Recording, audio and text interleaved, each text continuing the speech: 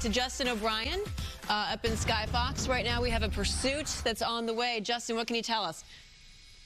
Yeah, g'day, Jen. We're on the southbound 14 freeway here. CHP are pursuing this silver vehicle here. I believe it's a silver Ford.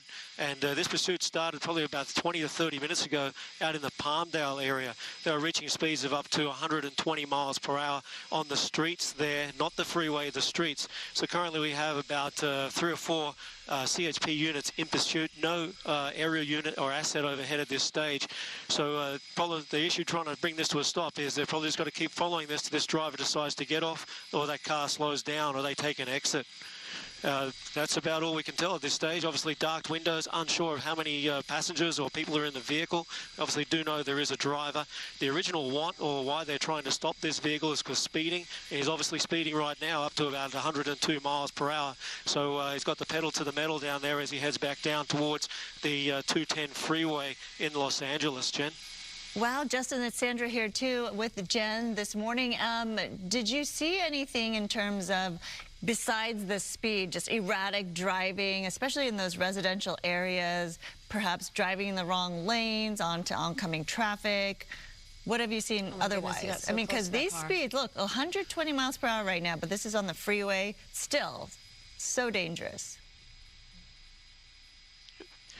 Yep, I apologize, Sandra, just get a little bit of a break up there. Yep, he's been driving quite erratically. We saw him there just make a smooth try to transition between the HOV lane. Now he's going into the number 3 lane. That's the way they've been driving the whole time. You're correct. Those streets up there in Palmdale, although they're not that heavily populated, there are lots of people and there are lots of T intersections there, so very dangerous to be speeding through that area. Here we are, he's heading back down, or getting closer to the, I believe it's the 5 freeway. He's going to approach very soon here. We're going through the Newhall area, still doing pretty big speeds at 103 miles per hour. CHP still behind him. Again, they're originally wanted this guy for speeding, so let's hope that something happens to that vehicle, maybe possibly runs out of fuel. He was going to possibly take the exit there, but has decided against it. So yeah, he probably knows at this stage. It looks like he doesn't even know where he's going. Well, the problem when you're driving this fast is there is little to no room for error. And every time he comes close to another car, I'm holding my breath right now, hoping that it doesn't get bad. But look at all the cars that are in front of him. This was wide open for a few minutes, and now all of a sudden it's getting a little bit more congested where he is right now. Justin, do we know how this pursuit began and where? Yeah, we believe it started up in the Palmdale, Lancaster area. Again, here he is riding on the shoulder on the outside as he's made the transition to the 5 freeway.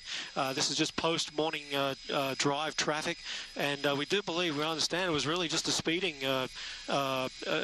want.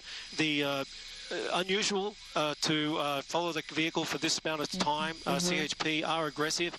If you they really want to keep people safe on the road, so they're after this guy for speeding.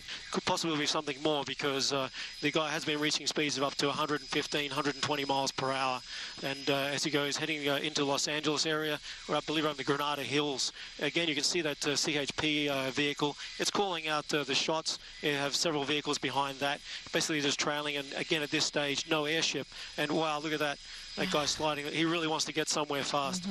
And at this point, sometimes, you know, CHP law enforcement officials have to make that call, whether it's worth it to continue this pursuit or back off a little bit. And then usually sometimes suspects slow down and aren't as dangerous. But clearly they're after this guy, whether it's for speeding or something bigger. But again, they have to make that call on whether or not it's to their advantage to pursue this man or this suspect in this silver vehicle or not at this point, because when there is a pursuit, sometimes it's creating a more dangerous situation for everyone.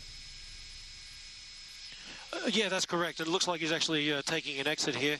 This is the Roxford exit into Granada Hills. He's still doing quite 70 miles an hour as he's taking this exit, and he's going to head northbound into Granada Hills under that underpass there.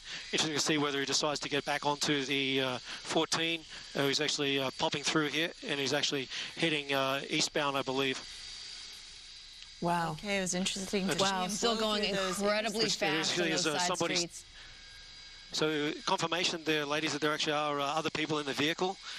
We have there's people in the back seat. Yeah. Unclear who that is, the windows down, possibly, and the vehicle also looks like it's got a little bit of front end damage there to the right passenger side of the vehicle. Or erratic driving, almost clipping those vehicles. So we're hearing reports that this driver was actually, or anticipating possibly... they're going to do a runner here. Oh, they're obviously looking for a spot to possibly get out and run. Yeah, you can see there is some front end damage to the car. We also heard reports that possibly somebody inside of the car was throwing things out of the car at one point earlier on. Yeah, it wouldn't surprise me.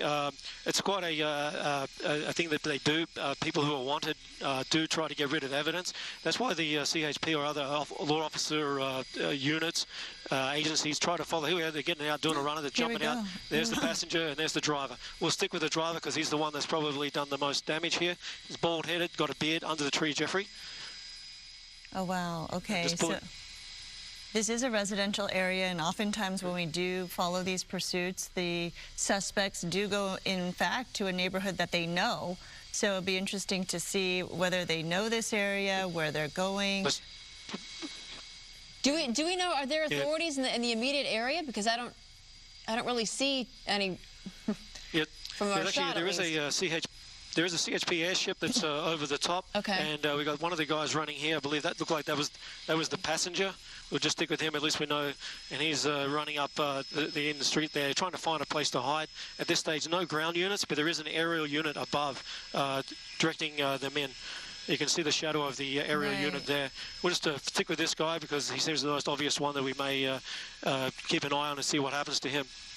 So this is the passenger that exited